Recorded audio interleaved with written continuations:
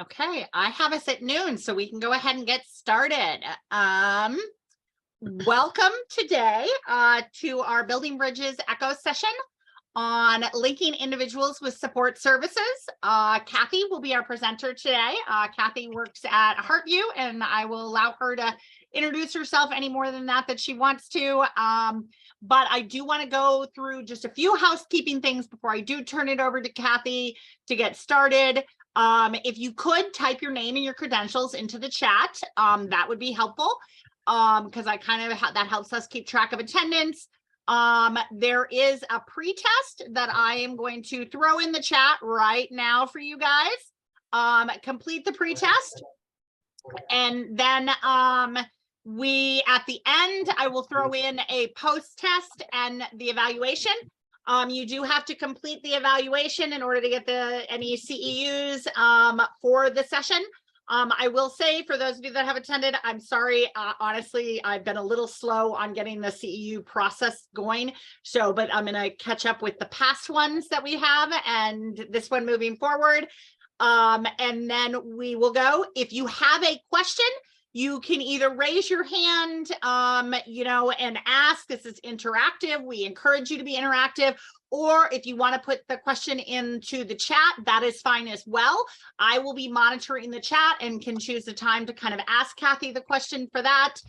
We do like having cameras on because it gives us a chance to see everybody, but I also understand for different reasons people can't. I am finishing up my lunch, so I'm going to take off myself off video so you guys don't have to watch me do that really quick.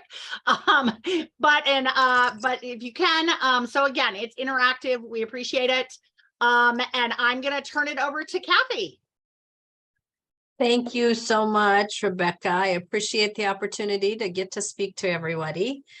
I guess I would just start out by saying I work at Heartview Foundation, like Rebecca said, and I've been here for 5 years. I worked here in the past as well, and I've been doing case management probably my whole career, and I'm pretty darn old, so that gives you an idea how many years that's been. I think in linking individuals with support services, it isn't rocket science, and it surely isn't something that anyone can't do.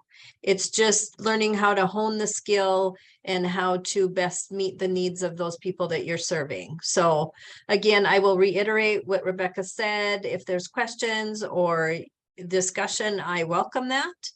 Again, I don't know everything there is to know about this, but I've been doing it a long time, so I have a little bit of experience to share with you. All right, or not. Okay. All right. So our learning objectives today are to create an awareness of where to find resources in your community. And I hope that you learn how to engage a client using motivational interviewing skills to determine what their needs may be. And the last one is to name the most common needs facing SUD clients upon their arrival into a treatment facility. And of course, this is going to vary a little bit, but I think experience in talking with other providers across the state, we kind of have a common theme, if you will. So how to establish rapport with clients. And, I don't mean to offend anybody. These are basic things. Again, like I said, it's not rocket science, but it's important to, learn to arm yourself with background information. And what I mean by that is that people that come into treatment facilities are oftentimes scared to death. And if you can know some things about them before they get there, that will probably help you in how you can help them. Boy, that was a crazy sentence. Anyway, but it's important to just know a little bit about what is showing up in your office or next to you so that you don't look like an idiot, first off, and you know why they're there. And know, because sometimes asking questions like, do you have a place to live, can be really demeaning for somebody. And it's hard for them to answer those questions honestly. So just knowing a little bit of that stuff, it might help you in your approach a little bit. I also think it's very important to come in without judgment. Just because you may know that someone's homeless, try not to have those preconceived notions of what that looks like in your mind.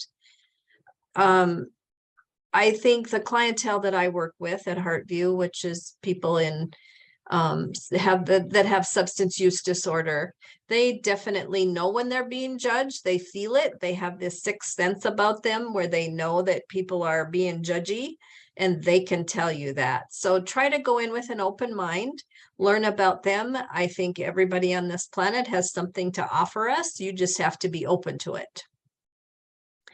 The next one is get to know them as a real person.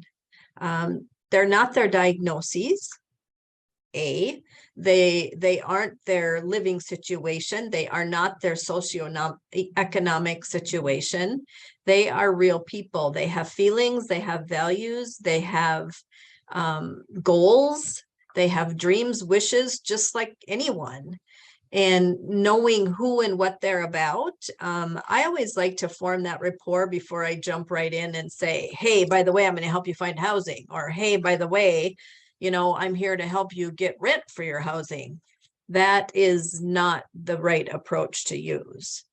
Start up a news, weather, and sports conversation. Try to find out what they're interested in. What does their background look like? Where did they grow up? What's the weather like outside? And let them see you for who you are. Try not to be too, I don't know. I guess I've been in the field long enough where I've seen people where a professional will approach a client and they're very showy and it just feels fake. And clients can feel that probably more than I can. And I have pretty good radar when it comes to that stuff. So really get to know who they are. And one of my mentors who used to work at Heartview when we were located in Mandan, he said to me one day, Kathy, I think it's a really good day for you to just sit and listen. Best advice ever. And I think that as professionals in the field, if we're going to help somebody, we have to become good listeners. If you are talking more than you are listening, Houston, we have a problem. So just take note of that and pay attention to yourself. If you know you're a talker, then maybe you need some type of cue for yourself to put a little pause on that. So let them talk. The more we talk, it gives them permission not to talk. So really hear what they're saying, listen for their feelings, listen, look at their body language, look at their tone. Hear their tone of voice, see how comfortable they are. Is their head down? Are they making eye contact? Aren't they? Are they squirmy? Pay attention to those things. That's active listening. It's not just with your ears, it's watching the whole body. And know that with a person. If you can sense that, I call it radar. If my radar is going off because somebody's leg is about ready to fall off because they're bouncing so much, that's my cue, probably not to go deep and not to ask the hard questions. Maybe that's a good time to talk about news, weather, and sports. This is my claim to fame, probably. Walk the walk. And yes, this comes from the chemical dependency field in the big book, but man, oh man, Bill knew what the heck he was talking about when he said walk the walk. We can talk all we want. They're not looking at our words. They're looking at our actions.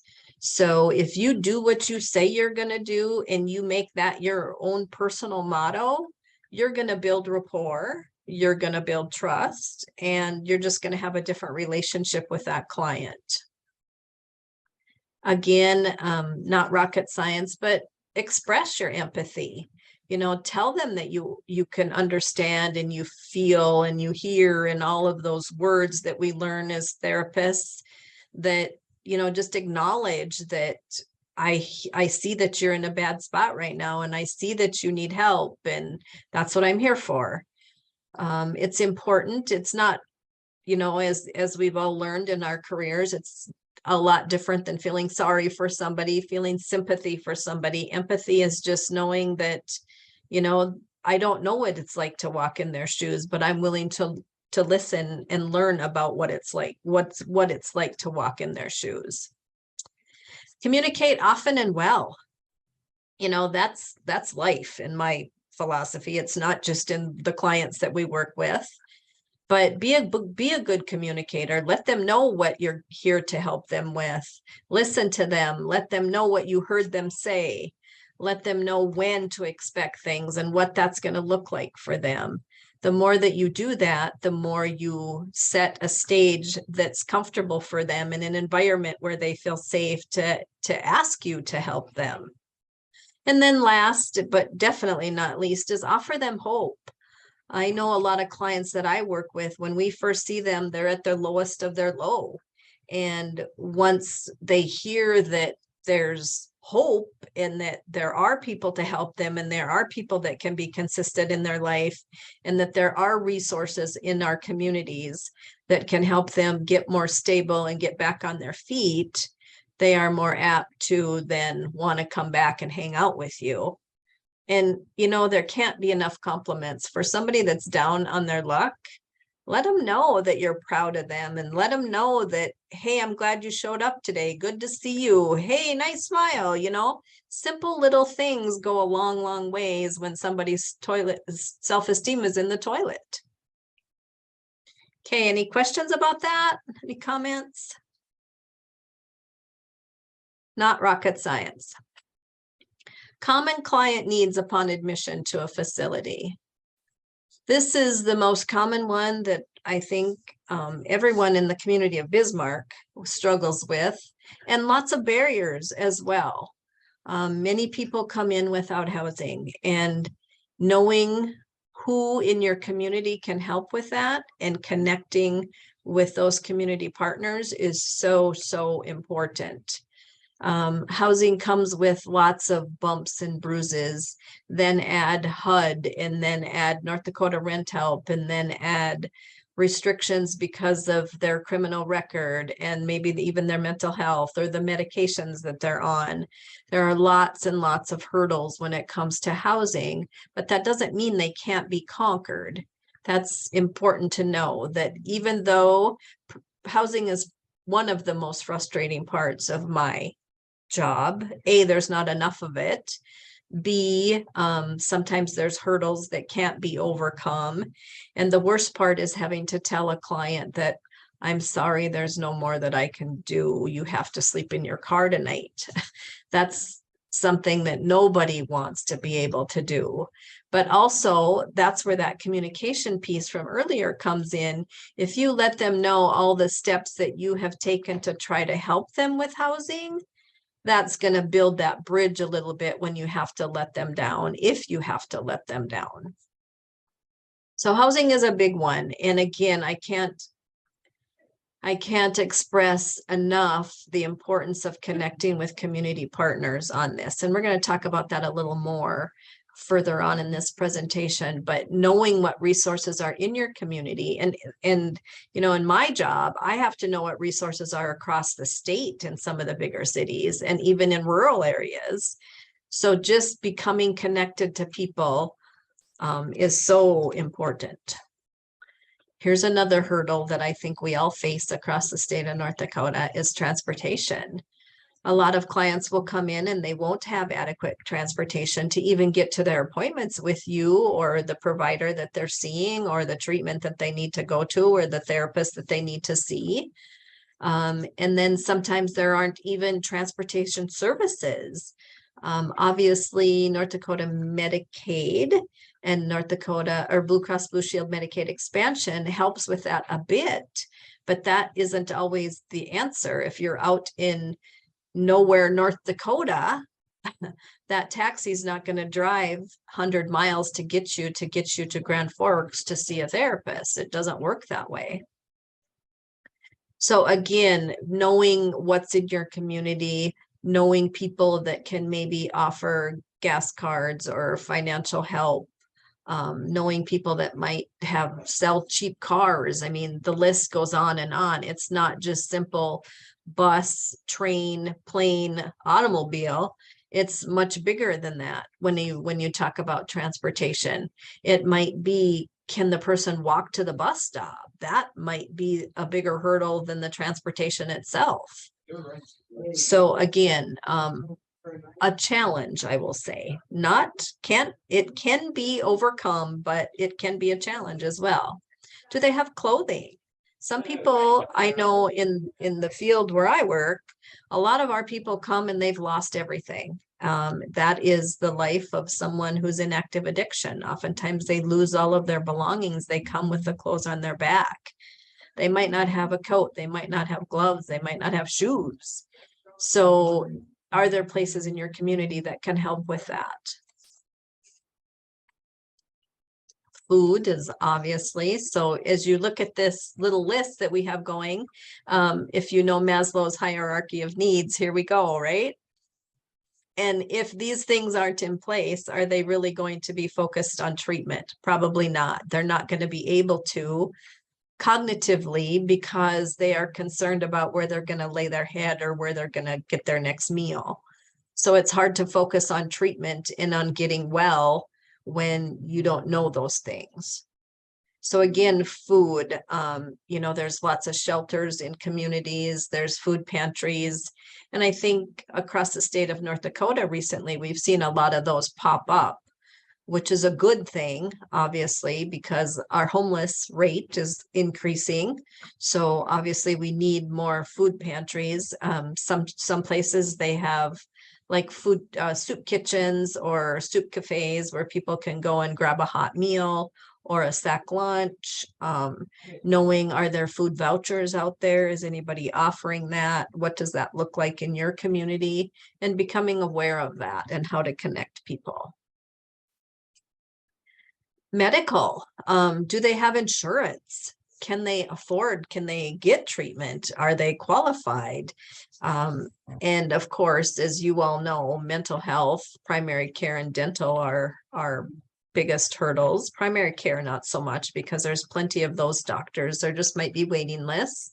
But mental health, sometimes it's really hard to get in based on the client's need. The waiting list might be, a month or 6 weeks, 8 weeks out. And can that person stabilize or be safe in that period of time? And that becomes sometimes a burden for us caretakers and people that work with them and are trying to get them hooked up to resources. We might be able to work our magic and get an appointment, but they might have to wait 6 to 8 weeks or even longer sometimes. And then dental, many insurances don't even look at dental. And the clientele that I personally work with and many people that are coming to see people in the behavioral health field, they may not be able to afford dental insurance, and they probably don't have a job that would offer insurance, medical or dental. So that can become a real problem. And I surely am not the person to talk to about all of those resources, because I go to the people that are the experts in the field and ask them, do you have any ideas? But again, that comes from the connections that I've made over my career with people that can help when I don't have the answers or the expertise. They may come in with no identification at all because it's either been stolen or lost, or they never had it in the first place. And how do you get them connected to that? Can they afford to go to the Department of Transportation to get a new photo ID? And do they have the $8 to do that? And if not, where does that $8 come from? Your pocket? Somebody else's pocket? Do you have a pot of money? Do you know people in the community that would pay for that? So it's not as easy as you think. You think that you could, just go to DOT. It doesn't work like that. They need something to pay for that. And then Social Security documentation is another thing. Oftentimes that is lost or stolen, or they never had it. Birth certificates is another thing that I didn't put on here. But knowing how to connect people with those resources. No sober support. In the world of addiction and in the world of behavioral health in general, many of our clients come in and they've not been hanging out with the kind of people that want to see them succeed in life. And so can be difficult sometimes when we say, okay, we don't want you to contact those people. I want you to think about that and how that would work in your life. And are you willing to make that sacrifice? That can be pretty devastating for people. And obviously it comes with some grief.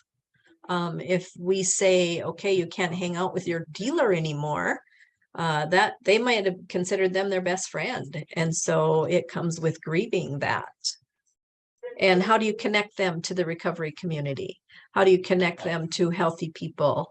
How do you connect them to the religious community? And is that something they're even interested in?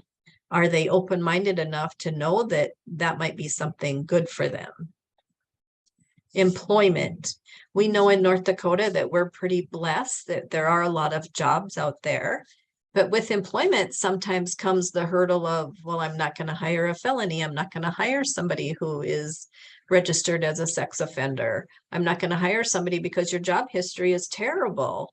You haven't worked in 10 years. Why would I hire you? And do they have the skill set to even know how to go about filling out a job application? Do they have a resume? Do they have clothes to go to an interview?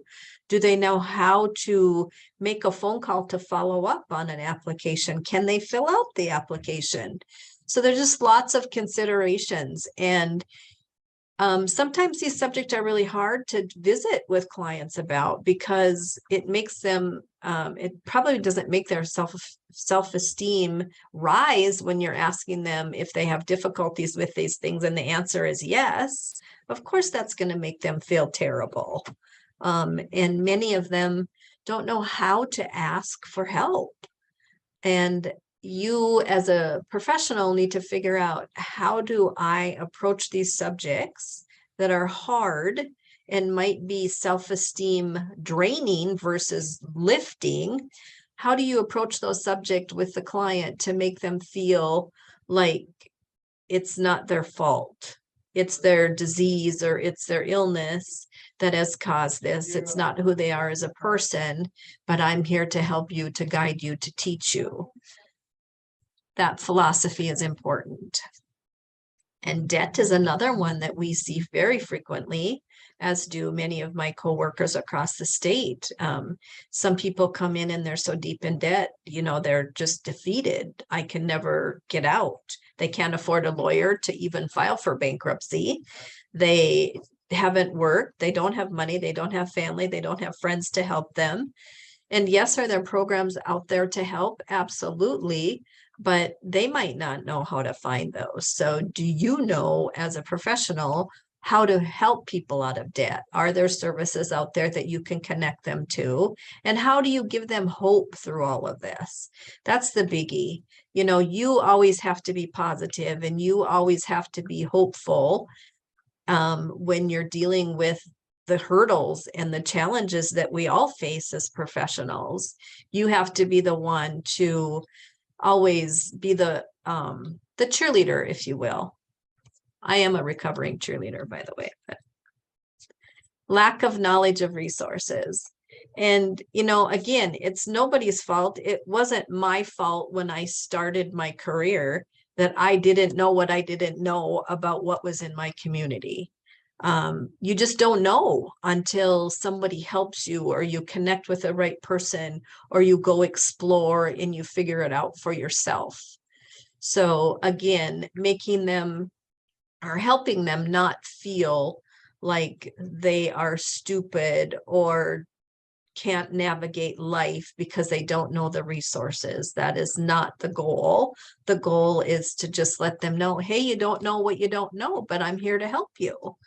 And trying to connect them with as many facilities and organizations in your community that can help them. Because just because we might stabilize them in our treatment facility or in your after their admission to your facility, doesn't mean they're going to stay stabilized when they leave our doors. And so if they have those resources, then hopefully they can utilize them when they're out and not in services anymore. Any questions about that slide? It's a lot of information.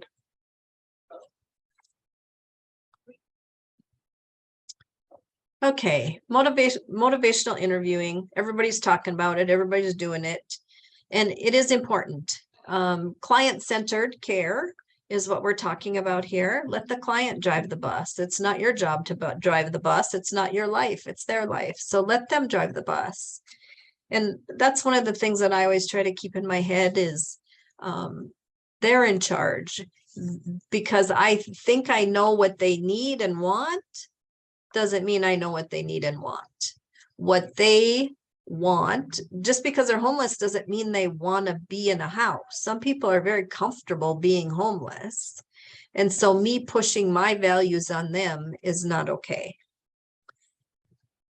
So questions to ask. How? How can I help you? How would you like things to be different? And notice those aren't yes or no questions. They're open-ended, and they make them think, and they make them give you answers that are more detailed in. So always think of the how. How can I help you? And let them tell you. Maybe they don't want your help. That's okay. That's them telling you, no, I'm fine. I'm fine being homeless. I'm fine. I know where to find food when I need it. I'm fine. You have to trust that. You can plant seeds that maybe life could be different if, but again, it has to be their choice. Also, the question, what is important? Find out, what have you done so far with securing housing? What is your end goal? What do you want out of our time together? Let them determine that, not us. I'm not there to say, I'm here to get you an ID, I'm here to get you food, and I'm here to get you a new pair of shoes. Maybe they don't want any of that. Maybe what they want is just somewhere to be for 4 or 5 hours a day. Maybe that's their only goal. That's okay. And check in on that what, well, all of these, the how and the what. Check in often, because that may change. The more stable they get, the more secure they feel in your facility, the more trust they gain with staff. Those answers to those questions may change frequently. And I see that all the time at Heartview with our clients. Initially, when I meet with them, they're pretty leery, a little guarded. They might not be comfortable telling me all the things that they need help with. And that's okay. I need to be able to accept that. And I need to take my, I'm going to fix it self out of the picture and tell them that, okay, I'm here if you need me. And here's my information. Here's where my office is. Here's my phone number. You can reach out anytime. And then I keep checking in. But again, they need to probably watch me in action to make sure that I'm the real deal and not just a bunch of hot air. When is another question that you need to ask. How, what, and when? When would you like to start working on this? When is a good time to talk again? Let them tell you when. We don't tell them 2 o'clock tomorrow is the only time I can. If the only time they can is 6 in the morning, then maybe you need to do something different to meet their needs. Okay. Again, everybody's pretty familiar with motivational interviewing this day and age, so we're not going to harp on this very much. Identifying community resources. First and foremost, depending on what organization that you're working with, and of course the mission of that organization, it's important to identify, do they have case management? And if they do, then jump all over those people, because they are usually have a bag of tricks and a bunch of resources available to you.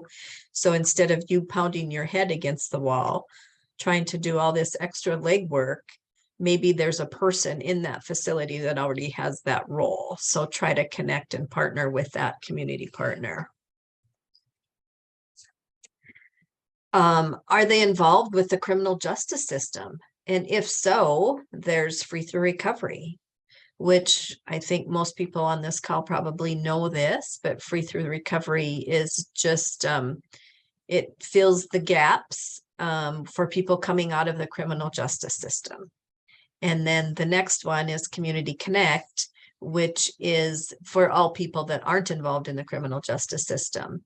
So if there's gaps in service, or they need extra case management or peer support, or help with housing, clothing, all of those things, those two programs can help with that. And that is, if, say, for instance, you're a licensed addiction counselor, or you're a director of a program somewhere, and you don't have time for all of the legwork and the busy work that's involved in the case management piece and connecting people with resources, these two programs are fantastic in doing that. They have people specifically assigned. Many of them are called care coordinators or peer support specialists, and they can do all of that legwork for you. Your only job as a professional is to enroll them in those programs, refer them into those programs, and get them connected. Then be a communication liaison between the program, the client, and your facility, and work together to get those resources in place for your clients. And then peer support specialists and recovery coaches, same thing, just different titles. This is my baby. I have seen miracles happen. These are people with lived experience that can connect with people that have mental health issues or addiction issues, and help them navigate life and be a support to them, get them connected to the recovery community, help them. If they have a case manager, they can work in conjunction with a case manager to make sure the person has resources that they need. And they follow them typically from beginning of treatment through the rest of all of treatment, as long as they need, until they're stabilized. It doesn't need to be a lifelong commitment, but it takes the, I'm afraid of authority figures out of the picture. And it's a peer, so it puts them on the same plane level. And I will tell you, at Heartview, we have seen miracles with our recovery coach program. And we've seen clients just thrive and get involved in things that they never thought they would.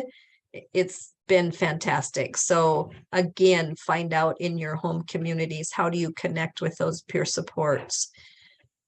There are agencies across the state. There's Face It Together. There's Rebuilding Together. There's the F5 Project.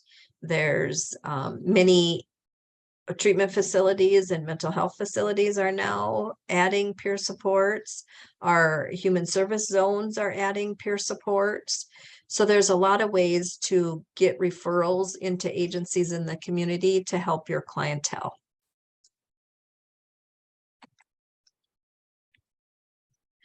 Who do you know?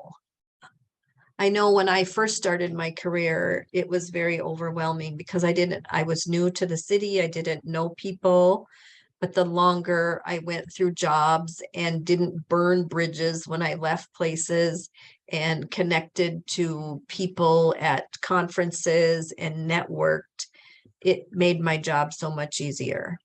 And I know a lot, but I sure as heck don't know everything. And there's always somebody out there smarter than me, and probably you as well, and that are experts in their field that might know somebody, a resource, anything that you might need.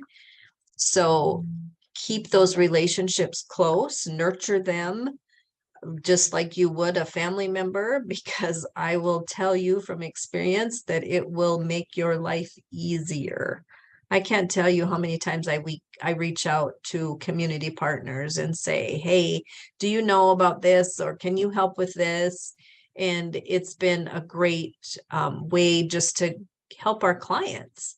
The more connected you are, the more stabilized your clients can be, because you know the right resources to hook them up with. I kind of just mentioned this a little bit ago, but your human service zones, they have a lot of resources, and they are connected to a lot of people in the community. So sometimes just picking up the phone and calling them and saying, do you know of anybody that does A, B, C, and D? They can help you out. So don't be afraid to call them, or even in a different city. I do that a lot. I just did that yesterday. I called up to Northwest Human Service Zone because I didn't know if they had, I knew that they used to have sober living for a home for women and children, but I didn't know if it was still operational, and they were able to answer that question within 2 minutes. So I didn't have to be on the internet for 2 hours trying to find the answer. Be knowledgeable about insurance coverage. If you work in a treatment facility for mental health or behavioral health, addiction, whatever it is, insurance kind of runs the world or rules the world. I always say at Heartview, know enough maybe to be dangerous. You surely don't need to dive in and know all the details because that's way too complicated. But just understand how that works and how that affects your facility and the clients that you work with. It can be devastating. I know in the addiction world, oftentimes we're told, okay, they're done today. Coverage ended. So how are you going to help that client, A, break the news to them if it's your job to do that? And do they have the resources that they need to leave here without maybe all the resources that you wanted to help with in place? And how do you bridge that barrier? And how do you help them know that they can still come to you if that's something that your facility allows? But just know about insurance coverage, because I really do feel like it rules the world lately. Have good internet search skills. Google is our friend, and don't forget it. Google can tell you a lot of things, especially of other cities. I use it all the time. And, you know, obviously everything on the internet isn't true, but at least if you have a phone number or find an email or a contact for a facility, then you can reach out and find out if what is on the internet really is true. So just be careful with that, but know that it can also be a big benefit for you. Social media sites. I know that there's a lot of stigma about social media. I believe it can be your friend or it can be your enemy, depending on what you use it for. Sometimes there are groups out there that are designated for certain cities that just, they are set out there to help people. People need an end table or a rocking chair or a crib for a baby. They can put a post out there and maybe somebody will say, yeah, I can do that. There's a site here locally in Bismarck, and it's not statewide, but it should be because it's been amazing. It's called Bismarck People's Helping Hands, and it is monitored by a couple women so that posts out there can't be demeaning and are just meant to be helpful to people. We had a client whose water heater went out. She could not afford a new one. So I told her to put a post on that site. Somebody stepped up, somebody she didn't know, never met, bought her the water heater, installed it in her trailer house, and made sure, checked on her later to make sure that she had heat.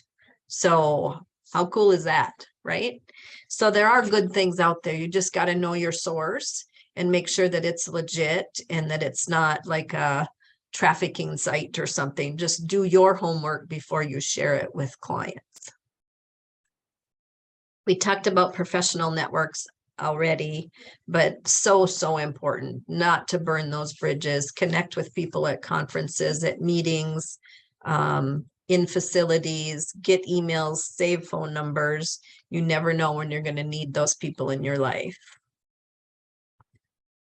Utilize your city and county public health departments. They have a plethora of resources and programs for people. And they also have a lot of connections with committees. Sometimes there are coalitions formed around city and public health. And sometimes they have programs that will benefit your clientele. Not sometimes, I think most times they do. So don't forget about them. I think sometimes it's easy to go directly to the state and forget about our city and county resources, but there's a lot of them out there. So just don't forget about that. And then 211, which is First Link. You can call them for basically anything and ask them if they have a resource based on what city it's in. Oftentimes when I get to the point where I have to call them, I've already done a lot of the things that they've given me, but every once in a while they have something that I've never heard of or that is new to a community that I wasn't aware of. So they can also be a really good resource, and share that with our clients as well, because they're not always going to be in our care. Sometimes after they move on, that's just a really good resource for them to have.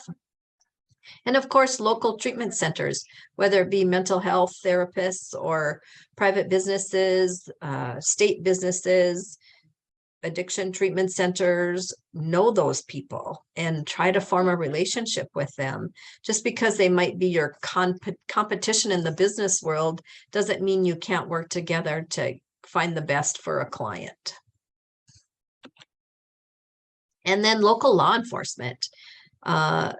Because I work in the chemical dependency field, our local law enforcement, from BCI to the sheriff's department to the police department to our EMS people, they have been a huge resource for me and probably the best partners that I have. They also keep me informed about what's happening in our community, because I don't know everything. Sometimes I live in a bubble, and sometimes even under a rock, and I'm not aware of what's happening locally, but I have formed relationships with all of them. And I do, like, every 6 weeks, I call out to those people and just have some conversations and just say, what are you seeing? You know, is there anything I need to know about? So just keep that in your back pocket as well.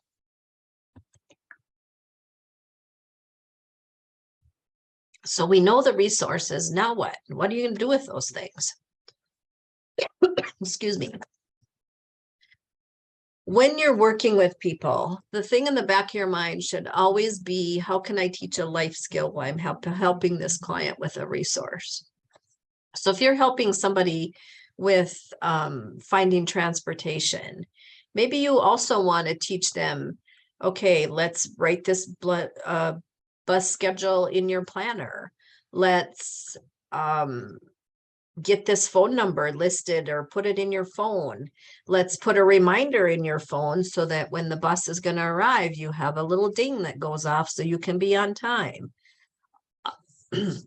With any resource that we give a client, there's 400 life skills that we can be teaching as well. So I always think that I don't want these people depending our clients dependent on me forever. I don't want that. I want them independent, successful, productive adults in society.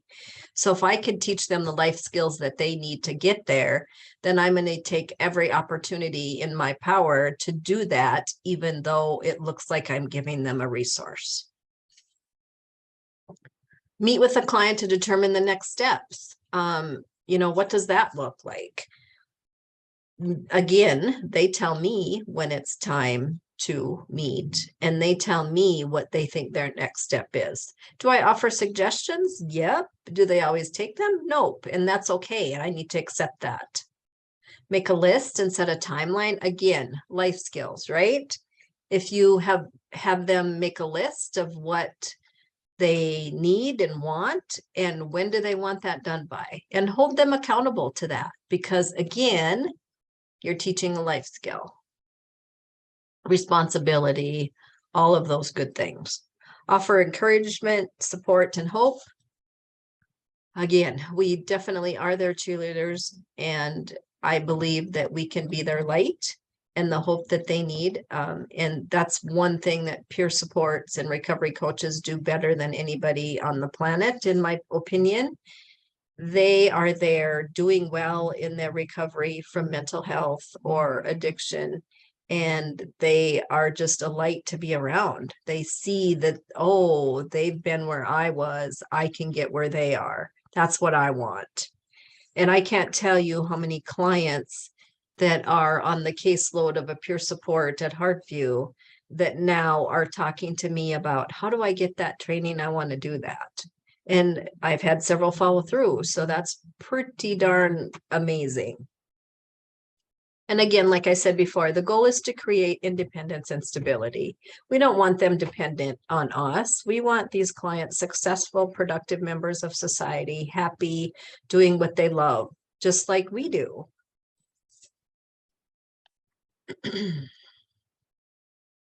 All right, Rebecca, do you want to go into the scenarios or?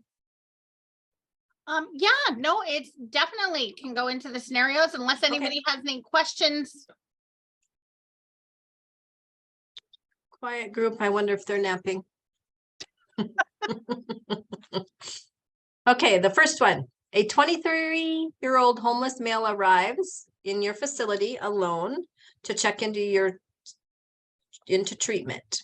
He's disheveled, his clothes are tattered and dirty, and he is impaired. What would be your first step? Any ideas?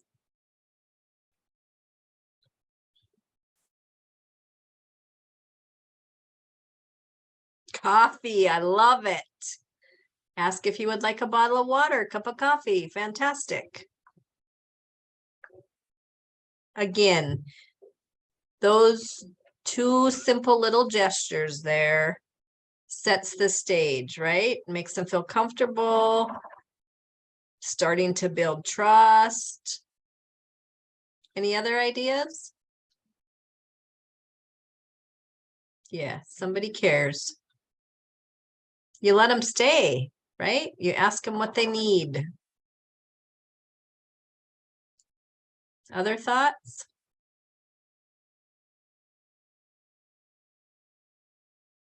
How about a smile? Might be the first step, right? That's pretty simple. Greet them, treat them with respect, let them know they're important. Glad you stopped in. Easy things. We don't care that he's disheveled, his clothes are tattered, and he's dirty. Thank him for stopping. Praise him for walking through these doors because you know that's not easy. I like that. Introduce yourself. Ask how you can help. 100%. What do you need today? Glad you're here. Perfect. All right. Let's go to the second one. You're working with a female in an abusive relationship who refuses to leave her significant other. How do you offer her support?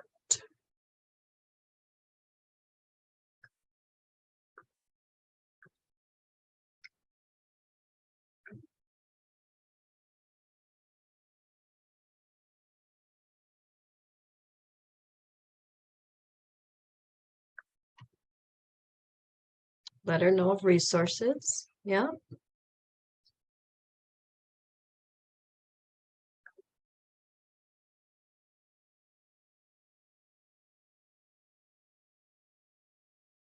Great.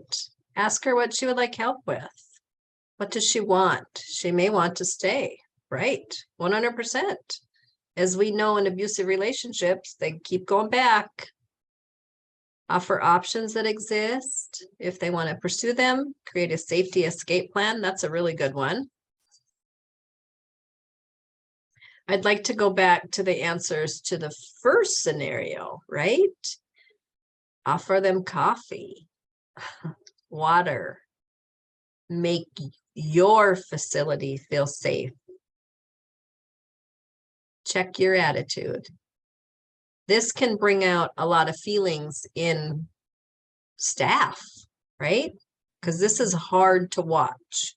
When you know somebody isn't in a safe place and they are being abused, it's hard to watch that. So check yourself first, maybe, and then see how you can help. Everyone in North Dakota wants coffee. That's funny. Okay. All right, you have exhausted all transportation options at your fingertips. Yet your client is constantly at your office door stating they need to get to an appointment. What do you do?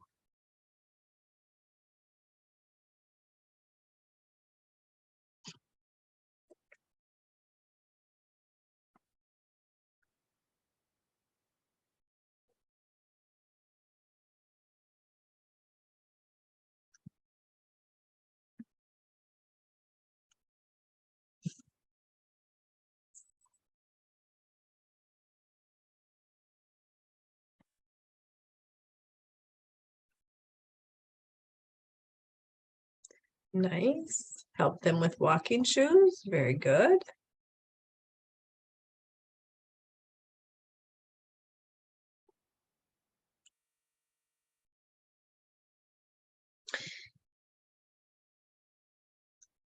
Nice. Problem solve with them so that they learn that the options have been exhausted, right? If you do all the work and they don't know all the work and all the no's that you've presented or been presented with, again, communicate often and well.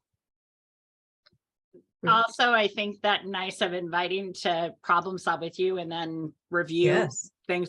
Also part of that, breaking some of that learned helplessness, Mhm. because, as part of the, if you're always solving it for them and they're constantly just coming to you, but they're not seeing the work that you're doing, putting the work back onto them for them to Right. work on those independent skills. Mm-hmm. And that's common. I'm glad you said that, Rebecca. Oftentimes with the clients that we work with, if they've been in the system for a long time, connected to the system in one way, they've been in prison, you will see learned helplessness. And I love what you said, Rebecca, because that is, how do you break that with them? And you're not going to say, okay, you're helpless, because that's not professional and that's not how we want them to feel. Then that's something we know as professionals, that yes, there is learned helplessness there, but let's teach them other ways to problem solve so that they don't rely on other people or try to manipulate other people into helping them. Yeah, help them understand how the bus works, if that's an option. Talk about other services. Yeah, great. Again, with all of these, set the stage for a safe place to be in your facility. That's so important. And compliment them, reinforce them for coming and asking for help, and let them know that you're here for them. And sometimes there aren't solutions. And keeping your own boundaries in place is also very important. I mean, if somebody doesn't have a ride and it's 30 below and they have to be at this appointment, of course our instinct is to, gosh, I wish I could take them, but that's breaking all kinds of boundaries. So how are you going to handle that? And how are you going to keep yourself and your boundaries in place, even though you know that it could be dangerous for the person to have to do what they have to do? I literally had that exact conversation with a provider this week regarding, homelessness, and that they were at their, they tried everything to find a place for this individual. And they kind of were even like, well, just for one night they could come stay with me. And I'm like, no, they cannot. Yeah. Yeah. So and then I had to do motivational interviewing with them as a professional. What would that look like? And how would Yeah. and Yes. for that client, it probably would have been okay. But Mhm. part of what I said to them is, okay, but let's take the last 5 clients you've seen. Would you allow all of them to come stay with you? No. Then if that's the case, you can't do it for one. Yeah. Boundaries exist for a reason. Yeah, that's a good But it is example. hard when, Yeah. in really working on that, it's not you that's making that, choice for them. It's like not also taking on the personal of kind of the failures of the system. Yes. That's a good point. And it happens a lot, a lot, because there are hurdles and challenges in finding resources for people. There's more need than there is availability of resources. And so it can be frustrating, but self-care for yourself is important, and keeping your own boundaries and your own values in place. And just remember why you do the job you do in the first place. That is of utmost important, and hopefully that guides your ship every day when you open the door to your office. And let's see, we had Beth in the chat saying opportunity to introduce peer support. Yes. Definitely, if the person, Yes. if they're in a setting that provides peer support, that opportunity. But if not, an opportunity to connect them with the service that would be able to. Yes. And then Gordana Printed asks, lists. are there any printed resource that lists local housing, food, transportation, shelter resources? You know, I guess that probably depends on what community you're in. In Bismarck, I can speak for Bismarck Mandan. Yes, there are printed resources. There are, I'm trying to think. Sometimes facilities will have brochures and whatever, so you can request them. I know I do that at Heartview. There's certain facilities that list their own resources, not in one place, but I make them available. And then the state has some resources on their website, so it's important to look there. Again, it's hard to know, it's hard for me to answer that question because every community, every city, county is different. And to my knowledge, I don't know of like a statewide booklet that encompasses everything. And my thought is why that isn't available is because it's ever changing. Like, I can't tell you how many times I call somebody to refer them to a community provider and they're like, well, we don't do that anymore. Okay, thank you. I'll move on. So, you know, again, sometimes you learn by trial and error. Other times that you might know somebody who can just keep you up to date. Senior centers sometimes have guides available online. Yep. That is true. Again, there's sometimes cities sometimes have websites about things going on in the community. I don't know, as somebody who has resources or whose job it is to find resources for their clients, I will say that I stay very connected to our local news stations because oftentimes they talk about new things opening up. They do stories on them. I follow organizations on social media that I will have to refer people to. So then I know if there's changes or not. And I always have their emails and phone numbers available as well so that I can reach out quickly. I think that's one of the things that you really said earlier on is that personal connection and really Yes. learning. I really think so much of this work does happen by making connections and learning who, and even if you maybe don't have the time to like know all that, at least knowing somebody that does, that Yes. you can then reach out to and kind of direct people to. Because so much of it has to do with personal relationships. I agree with that 100%. That is why I am where I am in my career. It's because of other people. It's not because of what I've done. I've just met the right people to help me get where I am. Absolutely. So with that, any last questions? We have about 4 minutes left.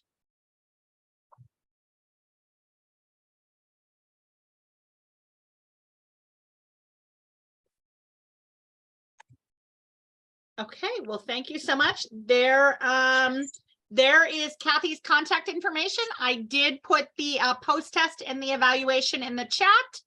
As I will say, if you completing the evaluation, there is a section on CEUs.